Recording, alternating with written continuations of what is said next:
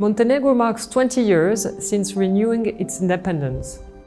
It is a proud milestone shaped by the strength, vision and spirit of its people. On behalf of the United Nations country team in Montenegro, I warmly congratulate all citizens on this special anniversary.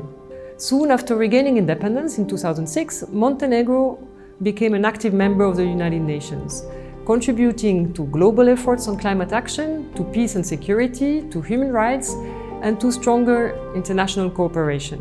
Over these 2 decades, the United Nations country team has proudly partnered with Montenegro to advance sustainable development, to protect human rights, and create opportunities for people, especially those most vulnerable.